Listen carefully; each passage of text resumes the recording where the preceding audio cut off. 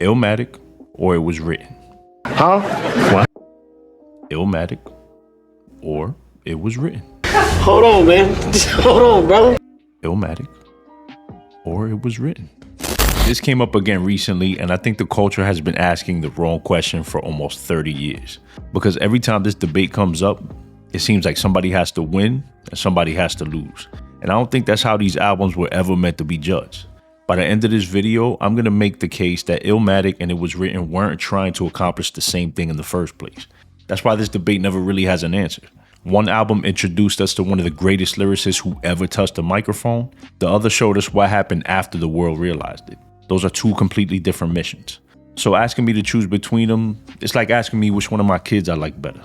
I can't do it because I think hip hop is better because we got both. Let's get to it. Meet me on the other side. I am Broadway, the lyricist, homie, just let me do my thing. The debate isn't really about Nas. Whenever people argue about these albums, they're usually trying to convince each other that one is objectively better. Illmatic is the greatest hip hop album ever. No, It Was Written aged better. Illmatic is untouchable. It Was Written has more replay value. And after hearing this debate for years, I think we're all talking past each other because I don't think people are really arguing about Nas.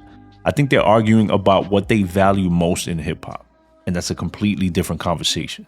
See, if your favorite is Illmatic, chances are you're probably drawn to the rawness, the hunger, the grit, the fact that a 19-year-old kid from Queensbridge walked into a session with DJ Premier, Pete Rock, Q-Tip, Large Pro, and LES, legendary producers, and somehow never got intimidated. Think about how insane that is. At 19, most artists are still trying to find their voice. Nas sounded like he had already found his. That's part of what makes Illmatic feel so magical. You're listening to potential that already sounds realized. New York State of Mind, Life's a Bitch, One Love don't just sound like great records. They sound like a young man documenting the world exactly as he saw it. No excess, no wasted emotion, just incredible writing. There's a reason people still call it one of the greatest debut albums ever made. Not because it's perfect, because it captured lightning in a bottle. But here's where I think the conversation starts to go off the rails. Because 2 years later, Nas wasn't 19 anymore. And honestly, why would we expect him to sound like he still was? And then came the hardest job in hip hop, following Illmatic. Let's be honest for a second. Imagine being 21 years old and your first album already being called one of the greatest hip hop albums ever made. How do you even follow that? Seriously, what was Nas supposed to do? Make Illmatic again? Because if he did, I'm sure some people would have probably criticized him for playing it safe. Instead, he did something much harder. He evolved.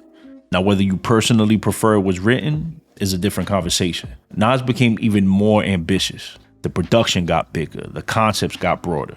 The storytelling became even more cinematic. Think about both opening records. New York State of Mind, then The Message. I don't hear one song competing with the other. I hear the same storyteller looking through a different lens. New York State of Mind drops you right into Queensbridge. You feel like you're standing on the block with them. The Message feels a little bit more calculated, more composed, more cinematic. It's like Nas learned that he could tell the same truth without telling it the same way. That's growth. Then look at One Love, one of the most personal records on Illmatic. It's intimate. It almost sounds like you're reading somebody else's mail. Then fast forward to I Gave You Power. This man is narrating the song as a handgun. Think about how crazy that concept was in 1996. That's not somebody running out of ideas. That's somebody realizing I can push my pen even further. Then you get records like Taken in Blood. To this day, there are MCs who will tell you that's some of Nas's best writing. Not because he's trying to recreate Illmatic, but because it's showing a different level of confidence, a different level of craftsmanship. And then, of course, there's If I Ruled the World. Some people hear that record and immediately think, see, that's when Nas went commercial. To be honest, I was one of those people. And then after a while, I began to hear a record that expanded his audience without asking him to stop being Nas. That's an important distinction, because reaching more people doesn't automatically mean you reach them by sacrificing your art. Sometimes it just means that people finally caught up to what you've been saying all along. And that's when something finally clicked for me. Maybe the reason this debate never ends is because we're asking two albums to do the same job when they were never trying to accomplish the same thing in the first place. We're measuring two different victories with the same tape. This is the part that changed my perspective. I stopped asking which album was better and I started asking what was each album trying to accomplish. Because once I did that, the debate became a whole lot easier to understand. Illmatic wasn't trying to become a multi-platinum crossover album. It was trying to introduce the world to Nas. Mission accomplished. It Was Written wasn't trying to recreate the innocence or the urgency or even the circumstances of a 19-year-old kid. It was trying to answer a completely different question. Now that the world knows who Nas is, what else can he do? And I think it answered that question brilliantly. That's why I have such a hard time choosing. Not because I think they're tied, but because I think each album accomplished something that the other wasn't trying to accomplish. That's the difference. The mistake isn't choosing an album. It's choosing one way of measuring them. When somebody tells me Illmatic is the better album, I don't argue with them. Honestly, I get it. If what you value most is raw lyricism, hunger, atmosphere, and hearing a once-in-a-generation talent before the rest of the world caught up, Illmatic is probably your answer. And that's a perfectly reasonable answer. But if somebody tells me It Was Written is their favorite, I don't look at them sideways either. I get that too. Because maybe what they value is growth. Maybe they appreciate an artist who took everything that made his debut special and expanded on it. Maybe they connect with more of the songwriting, the concepts, the confidence, the larger canvas. Those are all valid reasons. And here's the thing. Those people aren't actually arguing the same point. They're measuring greatness differently. One person is asking which album captures the raw essence of Nas. The other is asking which album better showcases the full range of Nas as an artist. Those aren't the same question. So why would we expect the same answer? Then I started thinking, maybe this isn't a Nas conversation anymore. Maybe this is something hip hop fans do all the time. We love growth until our favorite artist grows. Think about it. How many times have we heard this? I miss the old Kanye. Old Drake was better. Old Jay-Z. Old Eminem. Pick your favorite artist. At some point, you've probably heard somebody say that they were better before success. Don't get me wrong. Sometimes artists really do lose something. Sometimes the criticism is fair. Every artist doesn't evolve in a positive direction. But I don't think we should assume that every change is a decline, because growth and decline aren't the same thing. And that's where I think Nas gets misunderstood. Not because everybody has to love It Was Written. They don't. And not because everyone has to rank it over Illmatic. They shouldn't. But because I think too many people approach the conversation as if one album has to invalidate the other. Why? Why can't Illmatic be the perfect debut and It Was Written the perfect follow-up? Why do we act like celebrating one somehow diminishes the other? To me, that's like saying your favorite season of somebody's life is when they were 19, so everything that came after doesn't count. Life doesn't work like that. Artists don't work like that. Growth doesn't work like that. You know what I finally realized? Maybe the reason this debate has lasted for almost 30 years is because we're asking two albums to do the same job, when they were never meant to accomplish the same thing.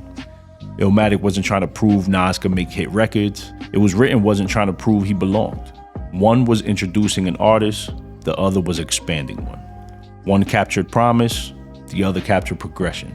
And once I stopped expecting them to compete with each other, I started appreciating them for what they actually are. Two different chapters of the same incredible story.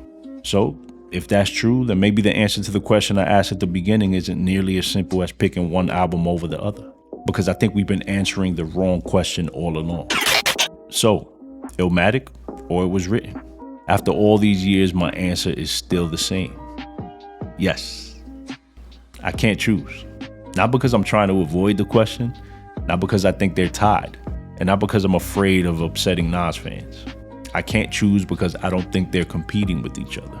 When I listen to Illmatic, I hear a 19-year-old kid with the weight of Queensbridge on his shoulders trying to prove he belonged. And somehow he exceeded every expectation. When I listen to It Was Written, I hear the same kid, a couple years older with more experience, more confidence, more pressure, and a much bigger world looking back at him. Those aren't the same person, so why would I expect the same album? That's why the comparison has always felt unfair to me. Not because one album isn't better than the other, but because they represent two completely different moments in an artist's life, and those moments matter. Think about your own life. Would you want somebody to judge everything you've become by who you were at 19? Probably not. Hopefully you've grown, hopefully you've learned, and hopefully your perspective changed. So why wouldn't Nas? That's why I can't separate these albums. because one doesn't diminish the other. One completes the other. Illmatic gave us the introduction. It Was Written gave us the continuation. One gave us raw hunger. The other one gave us the confidence that comes after you've already proven yourself. One showed us what Nas was capable of. The other showed us just how far those capabilities could go. And to me, that's what makes this debate so fascinating.